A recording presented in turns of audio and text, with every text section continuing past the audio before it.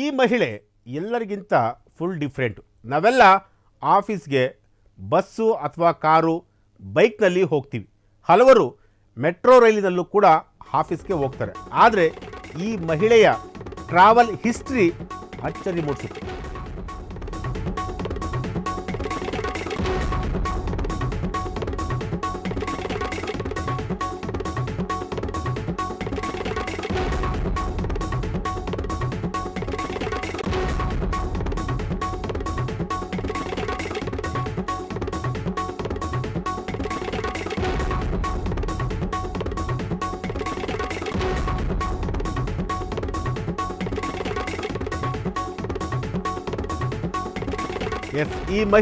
ಈ ಮಹಿಳೆ ಎಲ್ಲರಿಗಿಂತ ತುಂಬ ವಿಭಿನ್ನ.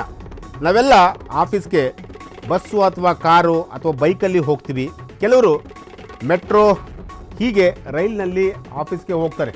ಆದರೆ ಈ ಮಹಿಳೆಯ ಟ್ರಾವೆಲ್ ಹಿಸ್ಟ್ರಿ ತುಂಬ ಅಚ್ಚರಿ ಮೂಡಿಸುತ್ತೆ. ಈಕೆ ದಿನನಿತ್ಯ ಕಚೇರಿಗೆ 800 ಕಿಲೋಮೀಟರ್ ದೂರ ಹೋಗ್ತಾಳೆ. ಭಾರತೀಯ ಮೂಲದ ಮಹಿಳೆಯ ಅಚ್ಚರಿ ಪ್ರಯಾಣ. ಇದು ಬಹಳ ವಿಭಿನ್ನವಾದಂತಹ ಒಂದು ಸ್ಟೋರಿ. ಬಹುತೇಕ ನಾವೆಲ್ಲರೂ ಕೂಡ ಆಫೀಸ್ಗೆ ಹೋಗುವಂತಹ ಸಂದರ್ಭದಲ್ಲಿ ಕಾರು ಅಥವಾ ಬೈಕು ಅಥವಾ ಟ್ರೈನು ಬಸ್ಸು ಈ ರೀತಿಯಾಗಿ ಬಳಸ್ತೀವಿ. ಆದರೆ ಈ ಮಹಿಳೆ ಪ್ರತಿನಿತ್ಯ ಸುಮಾರು 800 ಕಿಲೋಮೀಟ್ರ್ ದೂರ ಹೋಗ್ತಾ ಇದ್ದಾಳೆ. ಆದರೆ ಈಕೆಯ ಒಂದು ಟ್ರಾವೆಲ್ ಹಿಸ್ಟ್ರಿಯನ್ನು ನೋಡಿದ್ರೆ ಬಹಳ ಅಚ್ಚರಿಯನ್ನು ಮೂಡಿಸುತ್ತೆ. ಅದು ಏನು ಅಂತ ಹೇಳಿ ನೆಕ್ಸ್ಟ್ ಬ್ರೇಕಿಂಗಲ್ಲಿ ಹೇಳ್ತೀನಿ. ಈ ಮಹಿಳೆ ದಿನನಿತ್ಯ ಕಚೇರಿಗೆ ಫ್ಲೈಟ್ನಲ್ಲಿ ಹೋಗ್ತಾಳೆ. ಇದು ಬಹಳ ಮುಖ್ಯವಾದಂತಹ ಒಂದು ವಿಚಾರ. ಪ್ರತಿದಿನ 800 ಕಿಲೋಮೀಟರ್ ದೂರದ ಆಫೀಸ್ಗೆ ಫ್ಲೈಟ್ನಲ್ಲೇ ಓಡಾಡ್ತಾಳೆ.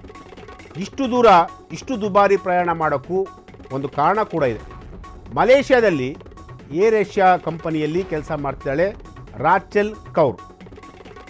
ಏರ್ ಏಷ್ಯಾದ ಹಣಕಾಸು ವಿಭಾಗದಲ್ಲಿ ರಾಚೆಲ್ ಸಹಾಯಕ ವ್ಯವಸ್ಥಾಪಕಿಯಾಗಿ ಕೆಲಸ ಮಾಡ್ತಾರೆ. ಮಲೇಷ್ಯಾದ ಪೆನಾಂಗ್ನಿಂದ ಹಿಡಿದು ಸೆಪಾಂಗ್ಗೆ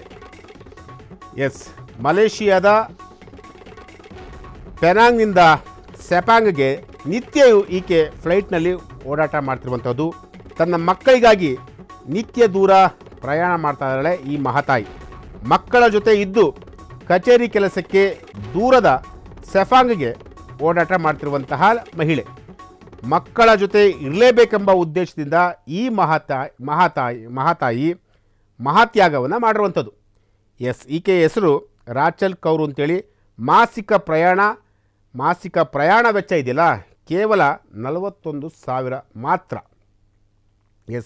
ಬಹುತೇಕ ಎಲ್ಲರೂ ಕೂಡ ಆಟೋ ಬಸ್ಸು ಟ್ರೈನಲ್ಲಿ ಆಫೀಸ್ಗೆ ಹೋದರೆ ರಾಚೆಲ್ ಕೌರ್ ಮಾತ್ರ ಪ್ರತಿನಿತ್ಯ ಫ್ಲೈಟನ್ನು ಬಳಸ್ತಾಯಿದ್ರು. ಅಂದರೆ ಆಫೀಸ್ಗೆ ಹೋಗೋದಕ್ಕೆ ಫ್ಲೈಟನ್ನು ಬಳಸ್ತಾಯಿದ್ರು. ಅದಕ್ಕೆ ಕಾರಣ ತನ್ನ ಮಕ್ಕಳಿಗೆ ಕೊಡಬೇಕಾದಂತಹ ಒಂದು ಸಮಯಕ್ಕೋಸ್ಕರ ಈ ರೀತಿಯಾಗಿ ರಾಚೆಲ್ ಕೌರ್ ಅವರು ಮಾಡ್ತಾಯಿದ್ರು.